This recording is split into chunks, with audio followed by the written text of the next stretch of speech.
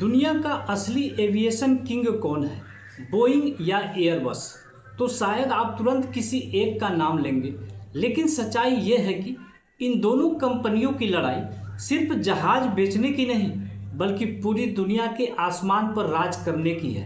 एक तरफ अमेरिका की बोइंग, दूसरी तरफ यूरोप की एयरबस, और दोनों के बीच चल रही ऐसी जंग जिसने पूरी एविएशन इंडस्ट्री बदल दी। तो आखिर कौन है असली किंग, बोइंग या एयरबस?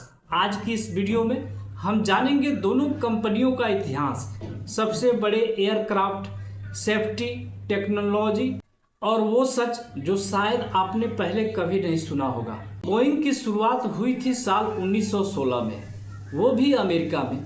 उस समय किसी ने नहीं सोचा था कि यह कंपनी एक दिन दुनिया की सबसे बड़ी एयरक्राफ्ट मैन्युफैक्चरर बन जाएगी। धीरे धीरे बोइंग ने ऐसे एयरक्राफ्ट बनाए जिन्होंने एयर ट्रैवल को पूरी तरह बदल दिया। फिर आया बोइंग 747, जिसे क्वीन ऑफ द स्कीज कहा गया। ये प्लेन इतना बड़ा और पावरफुल था कि पूरी दुनिया बोइंग की दीवानी हो गई। हर बड़ी एयरलाइन बोइंग खरीदना चाहती थी। उस समय बोइंग ही एविएशन इंडस्ट्री का किंग था। लेकिन फिर यूरोप ने मिलकर एक नई कंपनी बनाई, एयरबस। साल 1970 में एयरबस की शुरुआत हुई और उसका सिर्फ एक ही मिशन था, बोइंग को टक्कर देना। शुरुआत में लोग एयरबस पर भरोसा नहीं करते थे क्योंकि बोइंग पहले से मार्केट पर राज कर रहा था। लेकिन एयरबस ने एक ऐसी चीज पर काम किया जिसने पूरी गेम बदल दी, टेक्नोलॉजी। एयरबस ने एयरक्राफ्ट में ज़्यादा ऑटोमेशन देना शुरू किया, यानी कई चीज़ें कंप्यूटर खुद कंट्रोल करता था। इससे उड़ान ज़्यादा स्मूथ और मॉडर्न लगने लगा। धीरे धीरे एयरलाइन एयरबस की तरफ आने लगी। अब अगर बोइंग और एयरबस के फर्क की बात करें तो बोइंग हमेशा पायलट कंट्रोल पर ज़्यादा भरोसा करता है, मतलब कि पायलट को ज़्यादा फ्रीडम मिलती है। इसी वजह से कई पायलट कहते हैं कि बोइंग उड़ाने में ज़्यादा पावरफुल फील देता है। वहीं एयरबस ज़्यादा स्मार्ट और ऑटोमेटेड सिस्टम इस्तेमाल करता है, यानी कई चीज़ें कंप्यूटर खुद संभाल लेता है। इसलिए एयरबस को ज़्यादा इजी और कंफर्टेबल माना जाता है। अब बात करते हैं सबसे बड़े मुकाबले की। बोइंग का सबसे फेमस एयरक्राफ्ट है बोइंग 747 और बोइंग 777। वहीं एयरबस का सबसे बड़ा हथियार बना एयरबस A380। दोस्तों, A380 दुनिया का सबसे बड़ा पैसेंजर प्लेन है।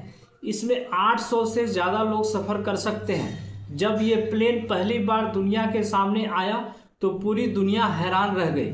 लोगों को लगा एयरबस अब बोइंग को पीछे छोड़ देगा, लेकिन कहानी यहीं पलट गई क्योंकि दुनिया बदल रही थी।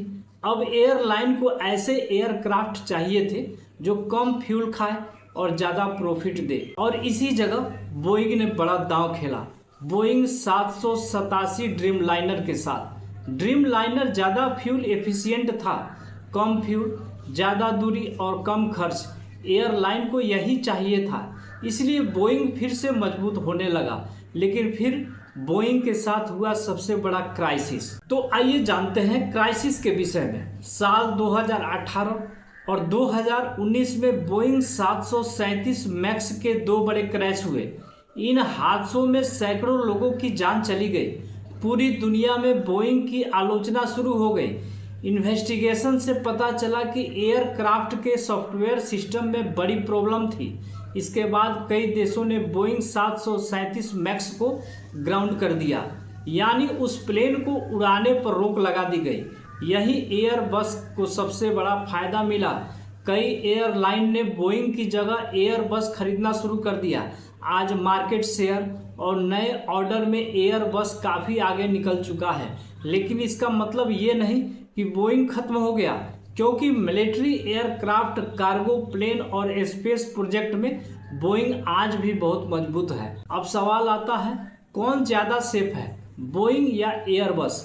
सच ये है कि दोनों कंपनियां दुनिया के सबसे सेफ एयरक्राफ्ट बनाती है, क्योंकि एविएशन इंडस्ट्रीज में सेफ्टी रूल बेहद सख्त होते हैं। प्लेन क्रैश सिर्फ मैन्युफैक्चरर की गलती से नहीं होते, कई बार वेदर, ह्यूमन एरर और मेंटेनेंस भी वजह बनते हैं। लेकिन बोइंग 737 मैक्स क्राइसिस ने लोगों का भरोसा जरूर हिला दिया था।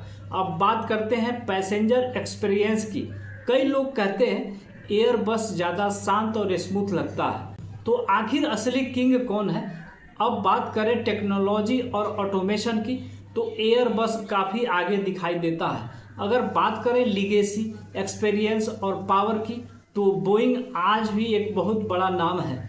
लेकिन मौजूदा समय में मार्केट की रेस में एयरबस थोड़ा आगे चल रहा है। फिर भी बोइंग की वापसी को नज़रअंदाज नहीं किया जा सकता, क्योंकि एविएशन इंडस्ट्रीज में गेम कभी भी बदल सकता है। अब आप बताइए, आपके हिसाब से एविएशन का असली किंग कौन है, बोइंग या एयरबस?